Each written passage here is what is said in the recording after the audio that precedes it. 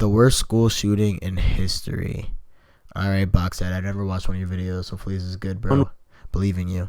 This first school shooting is one where the shooter let the whole world know what he was going to do beforehand. What? But Boxheads, before we get into that, I just want to say that today's video is a very sensitive topic. And I just want to personally say that I tried my absolute best to share these horrific stories without disrespecting anyone's memory. February 14th, 2018 in Parkland, Florida, at Marjorie Stoneman Douglas High School. You know what's so crazy, gang? You know what's so crazy, bro? I'm not gonna even lie to you, gang. So I keep saying that. I'm so, bro.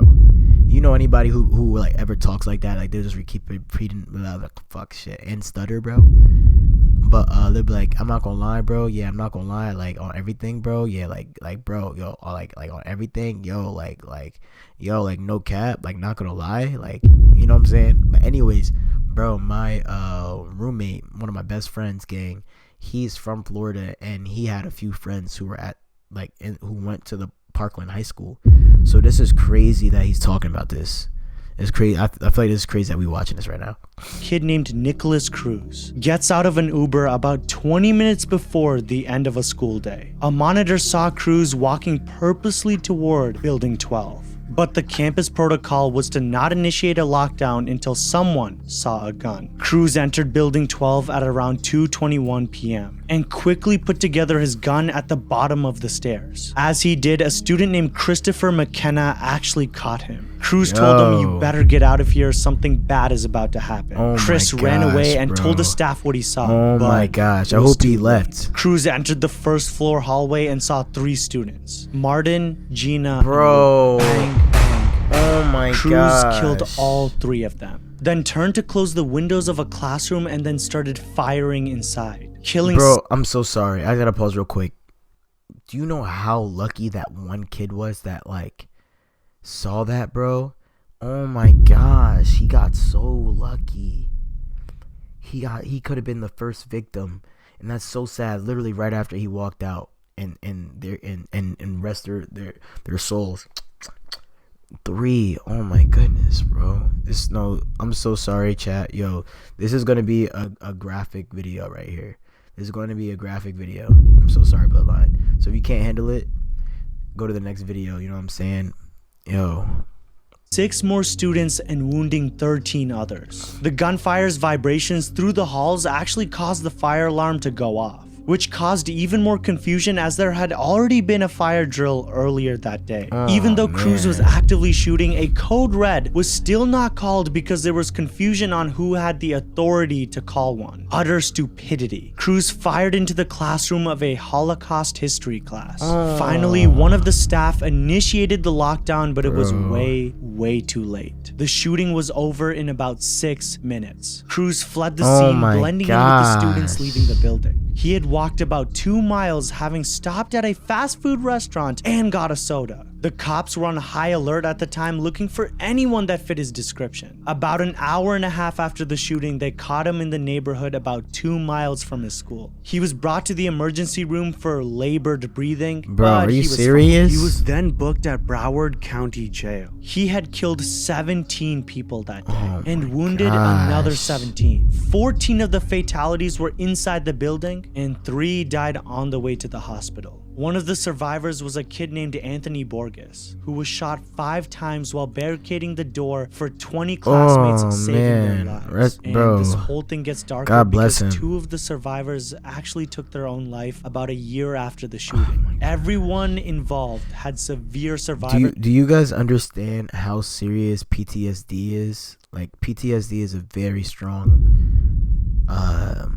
psychoactive problem, I guess you could say. I'm sorry, I don't know the correct terminology, but you know what I'm trying to say. Like, bro, it is a serious mental problem, a serious mental issue. It's so sad to see people lose their lives to PTSD, especially. I don't mean this to put down, but when you go into the military, you know what I mean. It's almost like expected that you get PTSD because you see so much, and then going to war is so gruesome. But a school shooting, gang, like, these are students, these are children. They're not even students. These are children. These are people that haven't even fully gotten their life started yet, bro. They're losing their lives, and if they didn't, now they have PTSD, and that really messes you up, bro.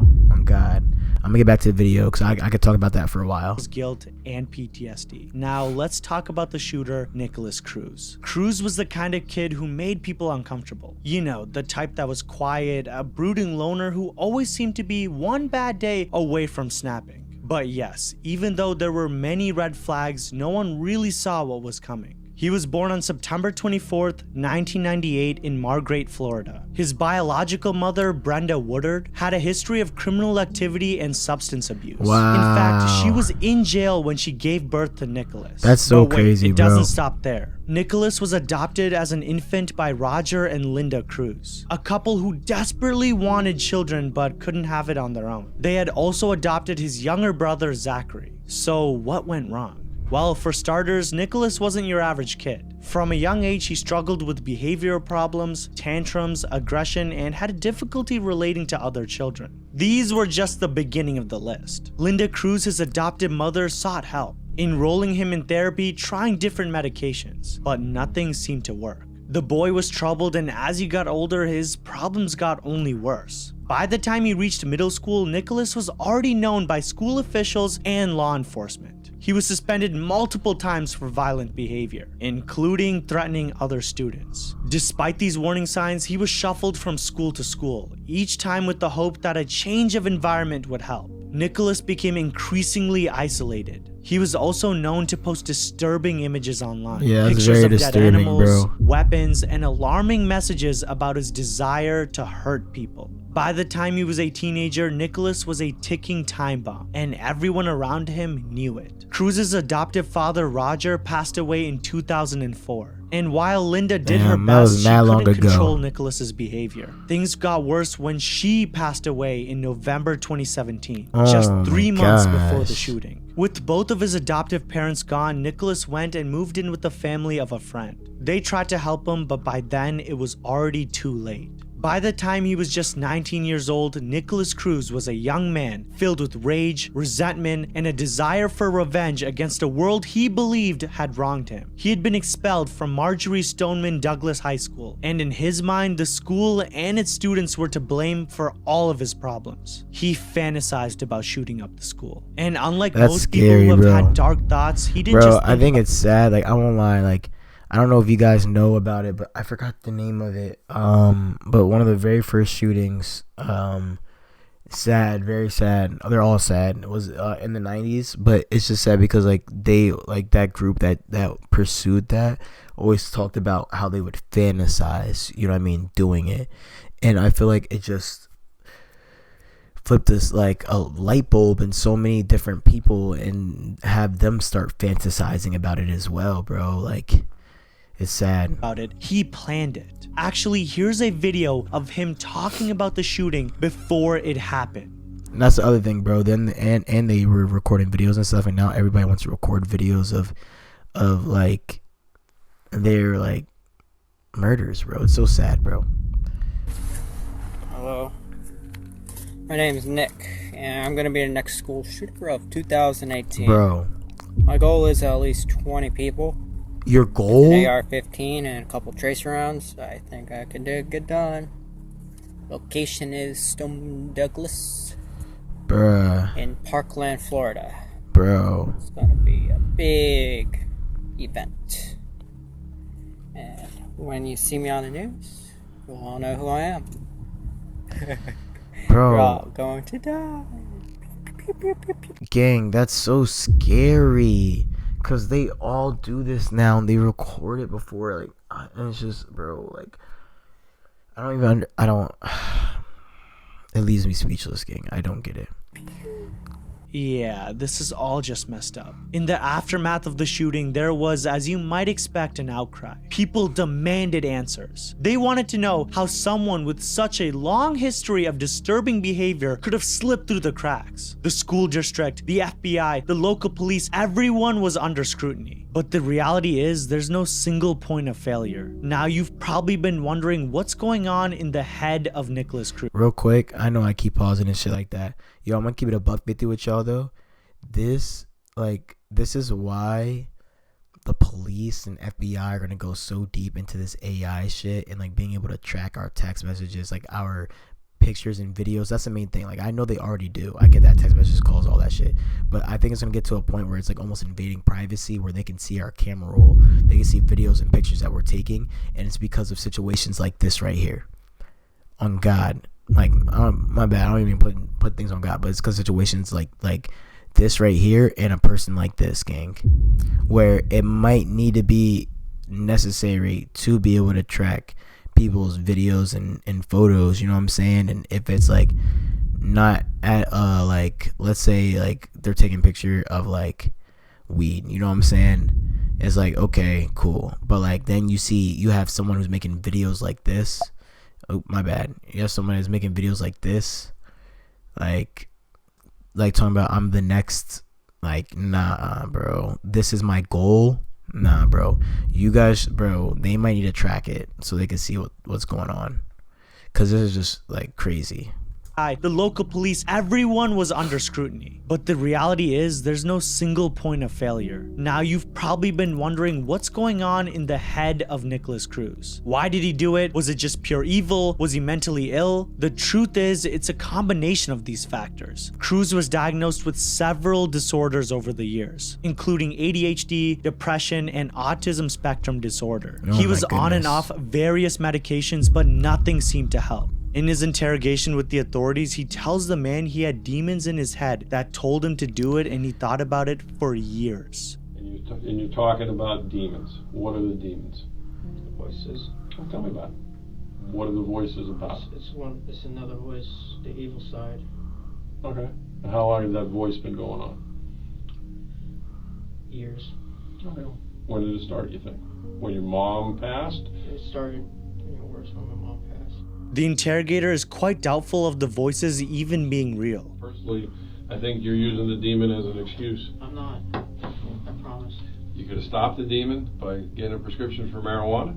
You could have stopped the demon by getting a prescription for Xanax. You could have stopped the demon by illegally doing marijuana, which you were doing anyway. You could have stopped the demon by doing Xanax illegally, which you were doing anyway.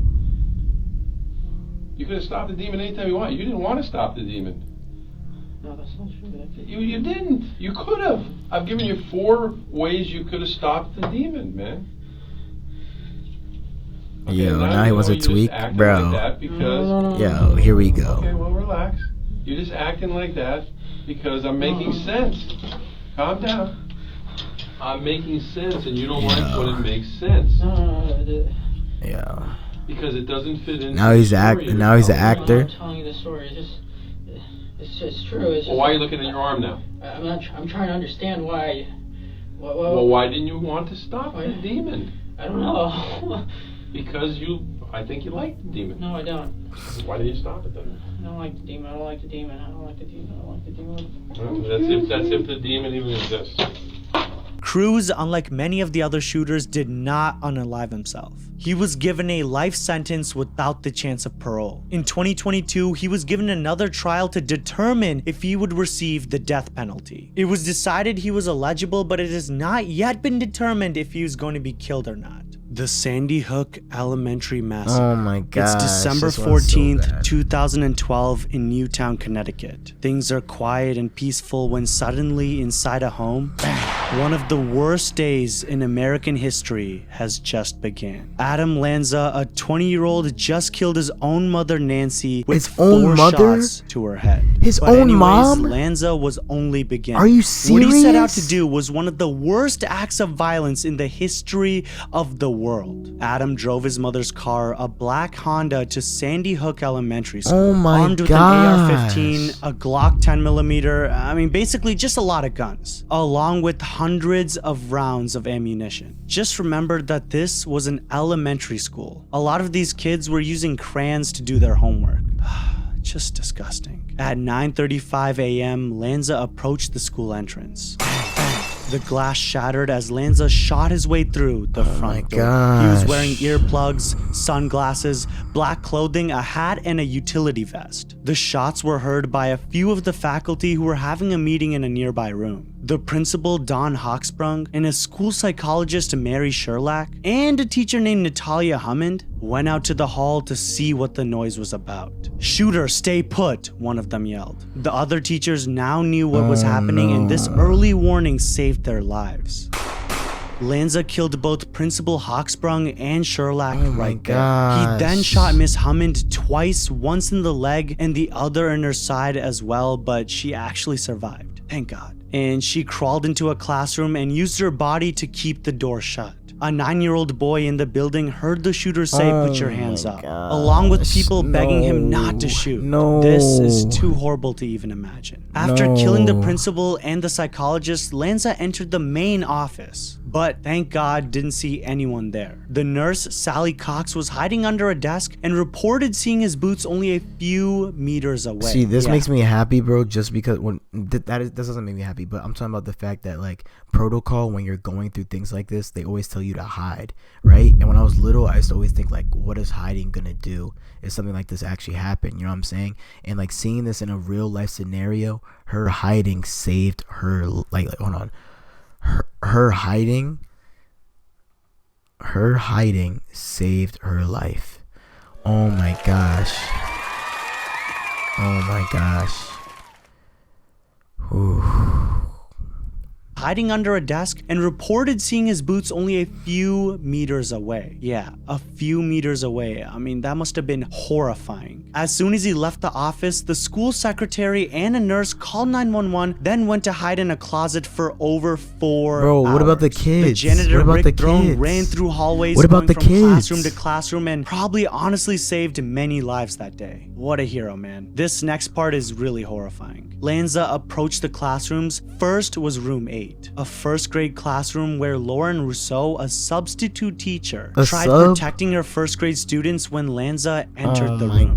Lanza shot and killed the teacher, and not only that, 14 students, all between the ages of 6 and 7 years old. 14? The sole survivor was a 6-year-old girl who told her mom later that day that all of her friends were dead. The next room was room 10. Lanza went in, and from there were conflicting reports about what happened. But the main story was that a first grade boy named Jesse Lewis saw Lanza enter the room and shouted for his classmates to run before Lanza took a shot at him. 6 children escaped when Lanza started shooting. Some reports said that they were able to run while he was reloading his gun. The 6 that got out was went a to hero a at 6 years old, the bro. school bus driver for safety. The survivors of this horrible, horrible event were forever scarred, and their stories are just disturbing. For example, a first grade teacher named Caitlin Roig, who was only 29 years old, hid 15 students in the bathroom and then barricaded the door, telling them to be completely quiet to be safe. Lanza went by the classroom, but there had been a lockdown drill a week before, and Roig never actually took down the black window cover on the door. So Lanza had thought it was closed. It was honestly total luck that they were alive. In the library, staff members tried to hide 18 other kids, but the door would not lock. So they had to crawl into a storage room, and they barricaded the door with a filing cabinet. Similar stories all around the school of the survivors not knowing whether they would make it through that day. At 9:40, and if you were wondering, yes, it spanned only 5 minutes. This was Adam 5 Lanza minutes? shot himself in the head. The police then arrived on the scene, and they found all of the bodies. This monster, Adam Lanza. Bro, this is one of the worst things about these kind of scenarios, bro, is that they take their own lives, so they can't even, like, you know what I'm saying, like so they can't even, like, go through the punishment that they deserve, that they will deserve, you know. I'm like, bro, like, that, like, breaks my heart, bro, because, like, you're such a coward, gang. Like, you end it all, like, and you're not gonna, like, bro, coward.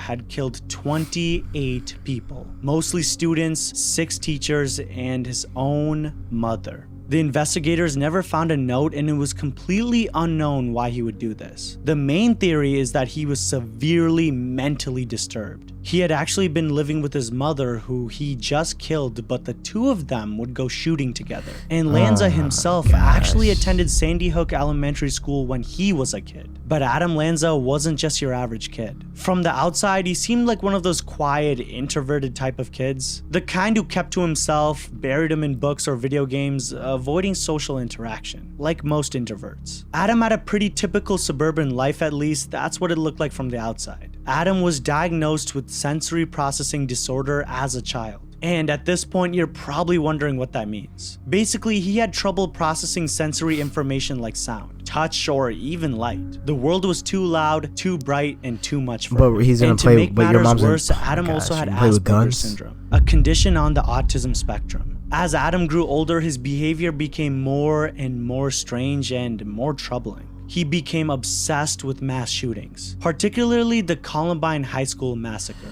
Yeah, he was fixated on one of the most infamous school shootings in American history. He studied it, he analyzed it, and almost admired it. And honestly, that's where things start to get really creepy. Adam's relationship with his mother, Nancy, was a bit complicated. She was overprotective and she homeschooled him after he couldn't handle regular school anymore. And she catered to his every need. But let's not sugarcoat it, this wasn't just a mother's love. Nancy had her own quirks too. She was a gun enthusiast and she introduced Adam to firearms at a very young age. Now I know what you're thinking, what could possibly go wrong? Yes, no, a lot can go wrong. She kept an arsenal of weapons at home, thinking it was just a hobby, something they could bond over.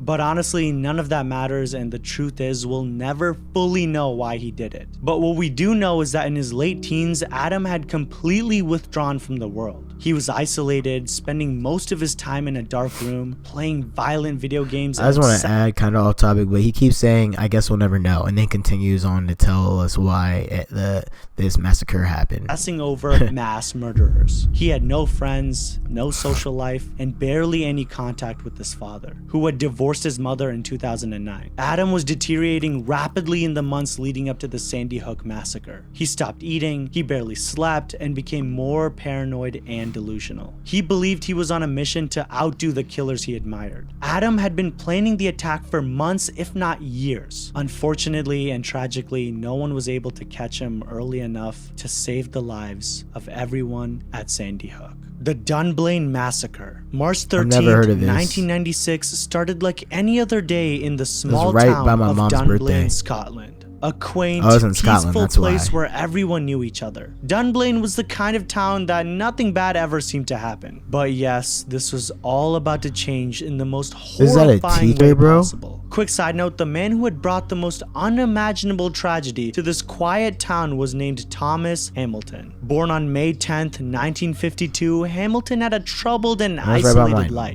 He was raised by his grandmother after his mother abandoned him at a young age. Didn't exactly set him up for success. Over the years, he grew increasingly bitter and paranoid. He was feeling that the world was against him. His issues with the local community and authorities got worse and worse, and he became obsessed with the idea of revenge. He even wrote letters to the Queen and other officials complaining about how he had been wronged. But as you might have expected, no one responded to him. He was writing that he had lost his position as a youth instructor because of unfound claims of, touching people. No one ever proved that he did anything. Now imagine this. It's a normal Wednesday morning and parents are dropping off their kids at Dunblane Primary School. The children, most of them just 5 or 6 years old, are excitedly running to class, chatting about whatever it is little kids chat about. Life is normal, but Thomas Hamilton had a different plan for that day. A plan that would ruin this small community forever. Hamilton armed himself with 4 legally owned handguns, 2 Smith & Wesson revolvers, and 2 Browning pistols. He drove to Dunblane Primary School, parking his car near the gymnasium. At 9:30 a.m., he forced his way into the school, entering the gym where a class of 29 young students were having a PE lesson. The teacher, Gwen Mayer, was guiding the kids through their activities, completely unaware of what was coming. Hamilton didn't waste any time. He immediately opened fire on the students and their teacher. Bang, bang, bang. He shot the teacher first, then focused on the students, shooting as many as he could multiple times. no. The scene was chaotic and terrifying, students screaming and tried to run, but there was nowhere to go. Yeah. In just a few minutes, 16 children aged between 5 and 6 years old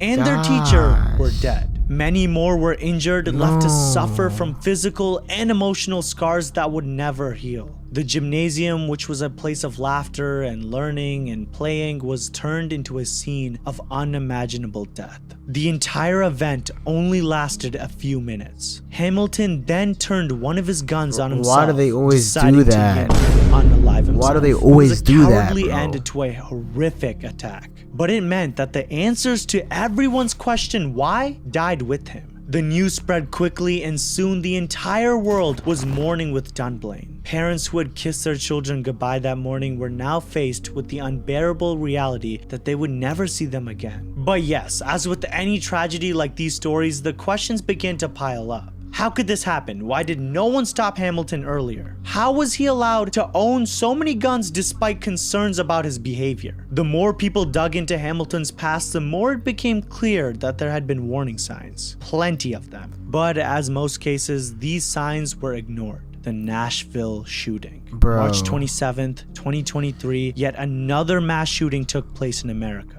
This time at the Covenant School in Nashville, Tennessee. 28-year-old Aiden Hale, a transgender man who had attended the school as a kid, approached the school for the final time. At 9:54, Hale drove to the school and had told a friend that an earlier made Instagram post was a note. The friend tried to call the crisis hotline, but it was too late. Hale was about to attack the students around the same ages as Sandy Hook, 8 and 9 years old. 10:11 a.m., Hale, armed with a rifle, a carbine, and a pistol, shot through a set of glass doors and entered the building. A custodian saw him enter, and Hale shot him multiple times. Bang, bang.